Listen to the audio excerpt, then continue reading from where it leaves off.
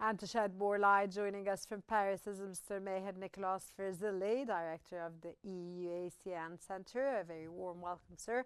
And it's a pleasure to have you with us. Mr. Firzli, is the Minister revival a genuine step towards EU strategy autonomy, or just crisis theatre masking Franco-German Polish rifts on energy and enlargement?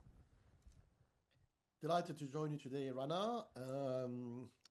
The name itself tells us a lot. You know, the Weimar Triangle is quite honestly a ridiculous name. so that's, you know, when any institution or organization or format or what have you, when the name itself is bizarre or ridiculous, it is not a strong positive signal, right? And so Weimar Republic, Weimar Triangle, you know, people think when they hear about that, they think about the Weimar Republic. So what is the Weimar Republic, which gave its name to the triangle? It's the failed center-left social democrat government or system which ruled Germany until the year 1932-33, and then the horrible Nazi regime came to power from 33 to 45. So Weimar Republic is a negatively connoted term because it's a failure. It's the story of a utopian center-left socialist failure which ended in tears, and the tears being Nazi government ruling over Germany and Europe. The term was revived in 1991, right after the fall of the Berlin Wall, when Germany was reunited in Poland and France in 1990-91, when East and West Germany were reunited. Many politicians, especially on the left, were anxious about, you know, the potential danger. So back then, you know, people were not obsessed stupidly like they are today with Russia. The boogeyman was not Russia because Soviet Russia was collapsing in 1991, but people still remembered the Second World War, and people in Poland, in France, were thinking, oh my God, if we allow the Germans to reunify, maybe Germany will become a dominant power again, and they will want to rule Europe and the world like the Nazis did in the 1930s. So the Weimar Triangle was like an idea cooked by some center-left intellectuals in Paris, and they thought that if we bring together Germany and Poland, you know, the new unified Germany with France and Poland, maybe we can contain Germany and influence Germany for the better. But it never took off. You know, they met in Weimar, a city in eastern Germany, but it never took off. So there was never much flesh around the concept.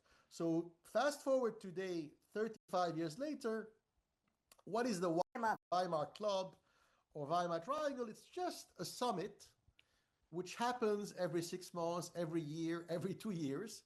It's really unclear. And it's a summit where, you know, the presidents, chancellors, and foreign ministers of Poland, France, and Germany meet over a cup of tea or coffee and speak for hours. But nothing much happens. And the reason why... Okay, sir, does Germany is pledged to defend every inch of NATO territory hold weight when defense spending still lags in key EU capitals? Yeah, that's a very good question. And the short answer is no. No. So the short answer is no. So, you know, in diplomacy and military strategy, we use a French word, which is gesticulation, which means making empty gestures in the air, right? And so what we're seeing now are gesticulations from the part of 3 countries, Germany, France, and Britain. So the UK is not part of the EU, but it's very close to the EU, and it's part of Europe, and it's part of NATO.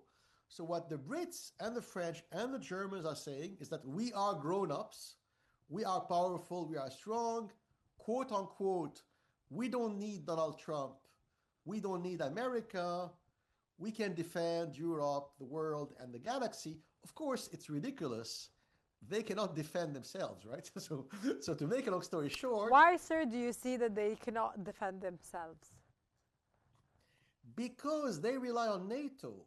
And NATO, to a large extent, is a fiction. So NATO, to a large extent, 60, 70, 80%.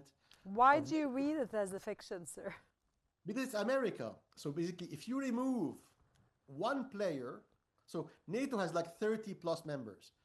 But if you remove one out of 30 plus, America, NATO is an empty shell, right? So when they meet in Brussels at NATO headquarters, they pretend that the American ambassador has the same voice and the same weight as the Czech or the Bulgarian ambassador to NATO. It's not true.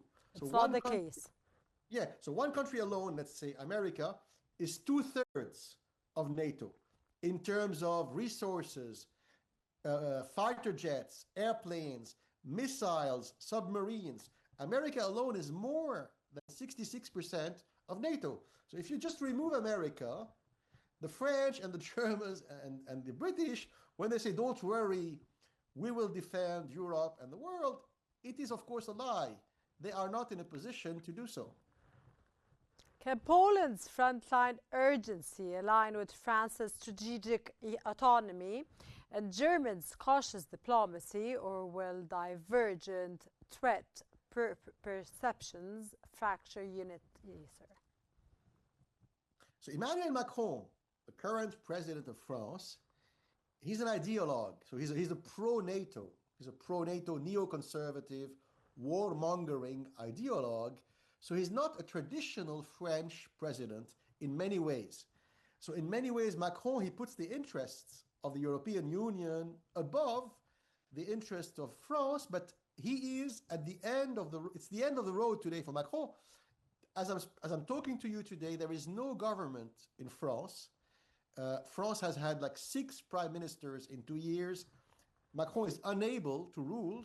And in the latest opinion polls published 2 days ago in Paris, less than 10% of voters in France today support Emmanuel Macron. So what I'm coming at, even though he is very pro-European and he's willing to sacrifice French national autonomy, including nuclear autonomy, strategic autonomy, the French public opinion is against that. So 80-90% of French voters, they want a complete French autonomy.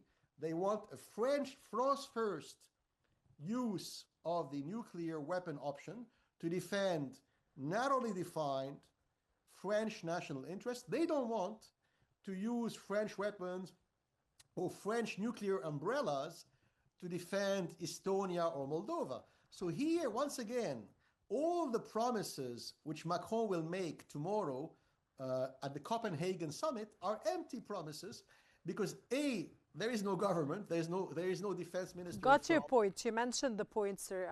Is France's deployment of Rafales to the EU's eastern border a sign of European strategic maturity or a symptom of distrust in US commitments?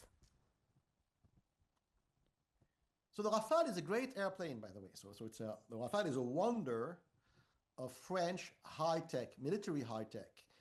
It's a beautiful fighter pilot and bomber, but it's a good example, the Rafale, because the Rafale was built by France alone without cooperating at all with German, British, or Italian industries, military industries. So it shows you that when France is strong in the field of defense policy, it follows a French nationalist Paris first strategy. Now, sending 3 or 4 Rafale airplanes to eastern Poland will not change the balance of power. It's a largely symbolic gesture. And why is not Macron sending more Rafale fighter jets? Because he doesn't have more. So he doesn't have the resources.